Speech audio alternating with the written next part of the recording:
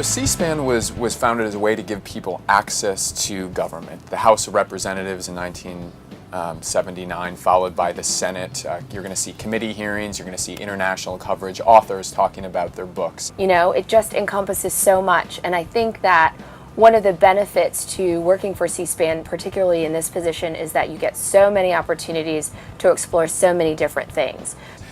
We want to give you a wide variety of opinions. What you and perspectives. What you do with that is up to you. It's not about what we think about anything. And I think the best thing is that, you know, we're not selling anything. We're just letting people know that we're out there if they want to have that access to their government, and if they want that access to be sort of unfiltered and raw so that they can decide for themselves. But our place is to be kind of a neutral, unbiased source of information for people.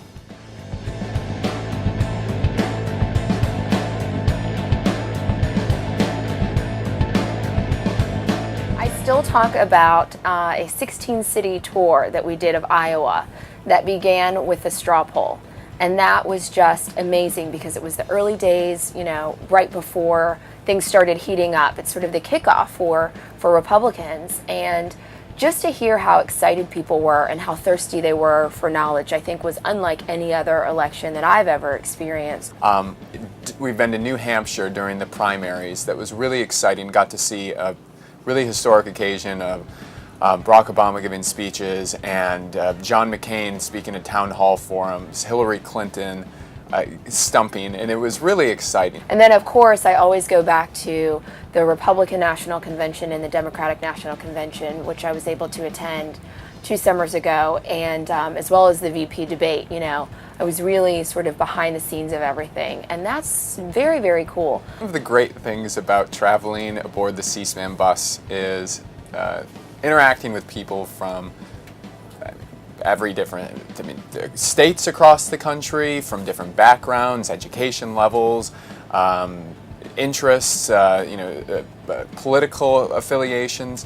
People, while they might not necessarily agree on the same things, at the same time were just looking forward. You know, they were looking forward to the next thing, and they wanted to know as much as possible, and that was really cool. So to watch that unfold was definitely unique. Confronting people with different perspectives every single day, it allows me to broaden my horizons. It's allowed me to really see America as a complex and diverse place that it is. And 3.5 years later, I think that's a really exciting change and something that's helping me grow as a person.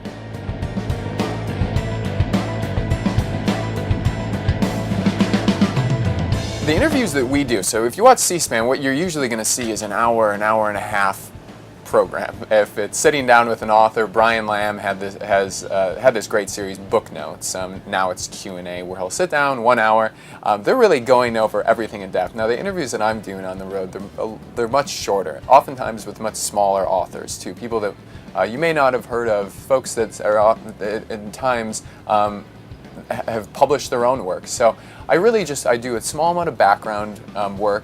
In rare instances do I actually read the book, sadly, although I'm sure Brian Lamb and other people that are doing long form ones are doing that sort of background research. But I'm really looking for the types of questions that, if I'm somebody that's just picking up this book off the street in a bookstore, what are the basic questions that I'm going to ask? Why do I want to read more? So that's what I'm looking for.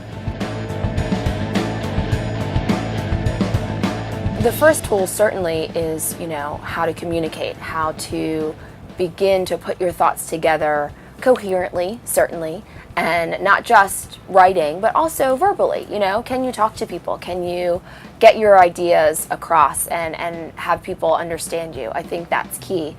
But also, I think certainly you need to learn a lot about the way that politics and government are influenced by things that you wouldn't normally connect. Economics, certainly international relations. You know, choose a specialty, find something that you really, really like, and pursue that, because if you have a specialized skill set, then you're the expert in that subject area and you can go pretty much anywhere.